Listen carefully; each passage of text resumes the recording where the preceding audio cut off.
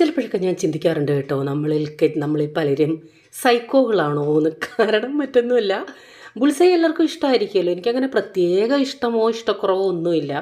അതിൻ്റെ ഉണ്ണിക്കുട്ടനെ പൊട്ടാതെ കിട്ടുക എന്നുള്ളതാണ് ഒരു ടാസ്ക്. ചിലപ്പോഴൊക്കെ അത് എത്രയൊക്കെ ട്രൈ ചെയ്താലും പൊട്ടിപ്പോവാറുണ്ട്. മുകളിലോട്ട് ലേശം ഉപ്പും കുരുമുളകും ഒക്കെ ഇട്ടിട്ടുണ്ട്. ചപ്പാത്തിക്ക് ഇന്ന് ബുൾസൈ ആണ്.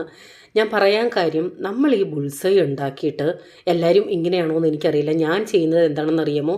ആ പൊട്ടാതെ കഷ്ടപ്പെട്ടെടുത്ത ആ ഉണ്ണിക്കുട്ടനെ കുത്തി പൊട്ടിച്ച് അതിൻ്റെ മഞ്ഞ ഇങ്ങനെ ഊറി വരുന്നത് നോക്കി നിൽക്കും കുറച്ച് നേരം. അതൊരു പ്രത്യേക വികാരമാണ്. ചിലപ്പോൾ ഇതുപോലൊക്കെ തന്നെയല്ലേ നമ്മളിൽ പലരും പുട്ടിത്തിരി ഒന്ന് പൊടിഞ്ഞു പോയാൽ, അതായത് പുട്ട് നല്ല ഷേപ്പ് കിട്ടിയില്ലെന്നുണ്ടെങ്കിൽ എന്താ പൊടിഞ്ഞു പോയോ എന്ന് ചോദിക്കാറുണ്ട്. പക്ഷേ അതിന് ശേഷം കഴിക്കാൻ അതിനെ എത്രയൊക്കെ പൊടിക്കാമോ പൊടിച്ച് ഞേരിടി ഒരു പരുവമാക്കിയാണ് നമ്മുടെ വായിലോട്ട് വെക്കുന്നത്. അതുപോലെ തന്നെയാണ് നമ്മുടെ ബുൾസയും പൊട്ടിച്ചൊരു നാശകോശമാക്കിയ